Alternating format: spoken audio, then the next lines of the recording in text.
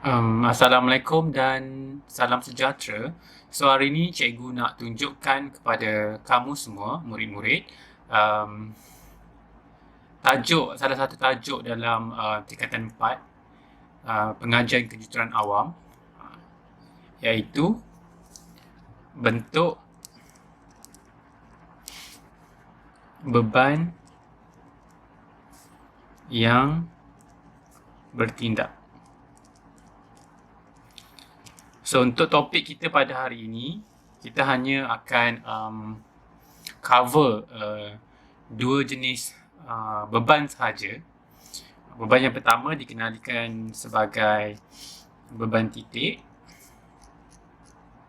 ataupun dalam bahasa Inggerisnya adalah point load. Dan beban yang kedua dikenali sebagai beban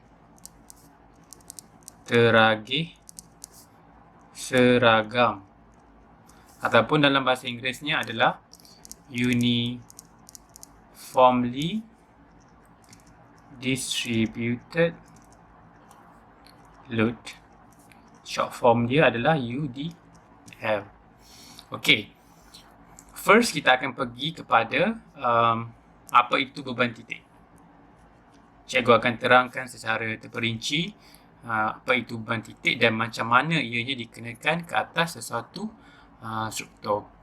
Beban titik atau beban tumpu ialah bentuk beban yang paling mudah untuk kita analisis.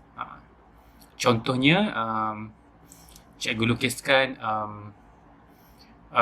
rasuk ataupun beam disokong mudah oleh, contohnya kita ada dua point, kita ada point A dan juga kita ada point B. Okey. Contohnya di belah A, pin support, sokong pin, dan yang B kita letak sebagai contohnya roller support. Okey. Kita bayangkan kita letak satu penyangkut dengan beban, contohnya lah dengan beberapa beban.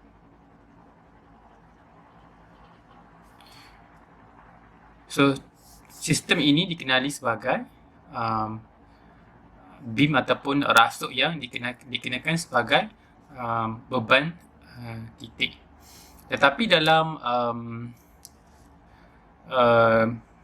pengiraan dalam matematik dalam kejuruteraan awam, kita kena tukarkan gambar rajah ini kepada, dalam bahasa Inggeris kita sebut sebagai free body diagram, FBD. Bahasa Melayunya dikenali sebagai gambar rajah jasad bebas. So kita kena transformkan daripada bentuk ini kepada bentuk FBD, force body diagram. Okay. Kita lukis balik rasuk tu tadi, beam, point A dan juga point B. Okay. Pin di sebelah A dan juga roller di sebelah B. So, contoh tadi kita letakkan penyangkut dengan beban, tapi untuk dan kita tukarkan kepada bentuk kejuruteraan, iaitu point load, iaitu simbol anak panah ke bawah dan diwakilkan sebagai P, itu point load. Okay. Selepas tu kita tengok di A dan juga di B ada pin support dan juga roller support. Okey. Berapa daya tindak balas di A dan berapa daya tindak balas di B? Untuk pin support, kita ada dua, contohnya tadi di point A, contohnya kita point A, ada dua daya tindak balas, iaitu daya tindak balas secara horizontal, kita boleh wakilkan sebagai AX. Aksinya adalah X secara horizontal, Y secara mendekat. Okay. So kita wakilkan daya sebagai horizontal AX dan daya sebagai menegak sebagai AY. Okay.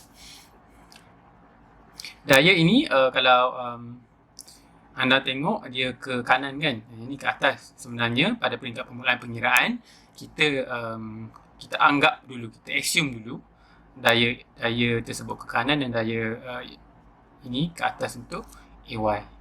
Tapi bila kita lakukan pengiraan, contoh pengiraan pada masa akan datang, kita akan tengok di mana arah daya tu sebenarnya arah daya tu sama ada ke kanan ataupun ke kiri. Okay. And then kita tengok di support B kita ada roller support. Untuk roller support, daya yang bertindak contohnya kita letak di point B kan. Contohnya point B, daya yang bertindak hanyalah pada yang menegak sahaja. Kita wakilkan sebagai BY. Ada sebab kenapa pin terdapat dua daya dan roller satu daya. Tapi pada peringkat kamu, cukup hanya kamu ingat DA hanya dua daya sahaja untuk pin dan juga roller ada satu daya sahaja di ke atas untuk dan diwakilkan sebagai BY. Tapi kalau kamu nak tahu secara detail, kamu boleh tulis di ruangan di bawah ataupun email cikgu di ruang yang tertera di bahagian description di bawah. Okey, kita tahu pin ada dua daya secara horizontal, secara mendata AX dan juga AY secara menegak. Roller kita ada BY secara menegak. Sama juga macam apa yang cikgu jelaskan tadi, BY ni arah anak panahnya mungkin ke bawah, mungkin ke atas. Dia bergantung kepada pengiraan yang kita akan lakukan pada masa akan datang. Okey. Selepas daripada tu, kita tahu anak panah untuk pin, kita tukarkan lagi dalam bentuk juga dalam bentuk kejuruteraan yang lebih terperinci. A tadi adalah dua support AY dan juga AX di point A dan juga di point B kita ada BY dan kita ada point load diwakilkan sebagai P di tengah-tengah rentang, di tengah rasuk. Kita bayangkan contohnya panjang rasuk sebanyak 4 meter. Jadinya bila P bertindak di tengah, setiap bahagian P ke B 2 meter dan juga A ke P sebenarnya 2 meter. Okey. So ini adalah bentuk free body diagram ataupun gambar rajah bebas yang kamu kena lukis dulu supaya kamu nampak berapa banyak daya tindak balas reaction force di sokongan yang kamu kena kira. Contoh dalam contoh ni kamu kena kirakan BY, kamu kena kirakan AY dan kamu tahu kamu kena kirakan AX. Sebab tu kita lukiskan free body diagram. Okay. Seterusnya contoh yang kedua adalah beban teragih seragam.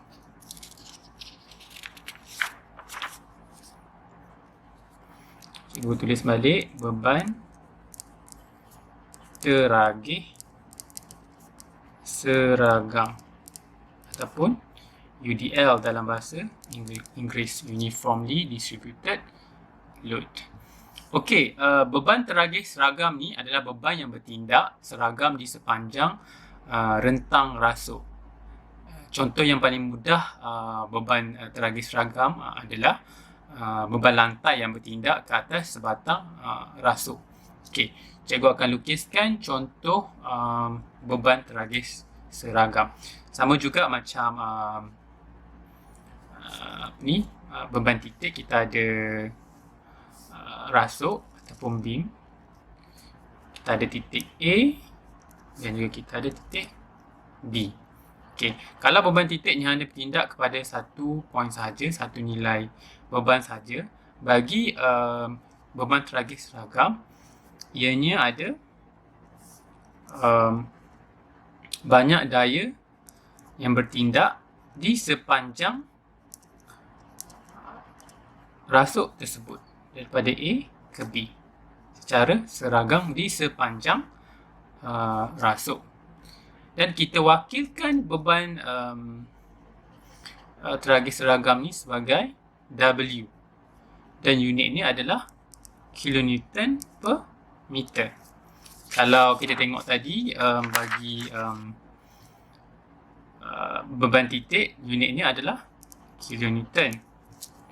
Tapi unit untuk beban tragis seragam adalah kilonewton per meter.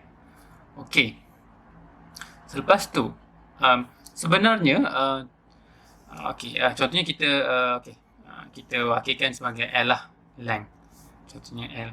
Tak kisahlah L tu berapa. Okay. Tapi beban tragis seragam ni kita boleh wakilkan juga sebagai beban titik yang dikenakan pada tengah rentang. Macam mana? Kita lukis balik rasuk tu tadi pada A ke B. So, formula untuk jadikan beban tragis seragam W ni kepada beban titik, kamu kena darabkan W tu tadi, W ni darab dengan panjang L. So, unit yang kamu akan dapat nanti adalah kilonewton. So, bila beban tragis seragam W didarabkan dengan panjang rasuk, anda akan dapat beban titik yang bertindak di tengah-tengah rasuk.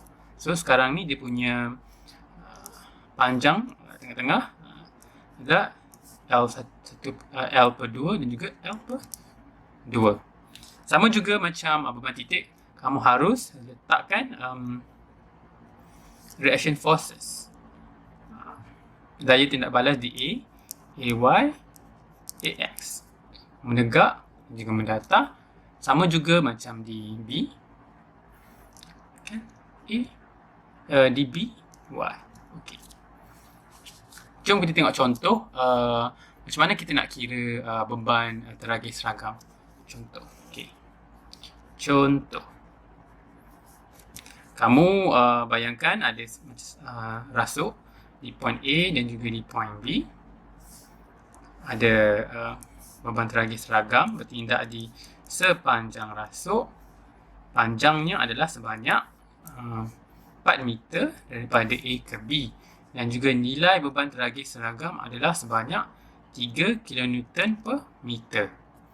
Okay, macam mana kita nak tukarkan bentuk ni kepada bentuk beban titik dan juga dalam bentuk free body diagram. Okay. Lukis balik AB. Rasuk.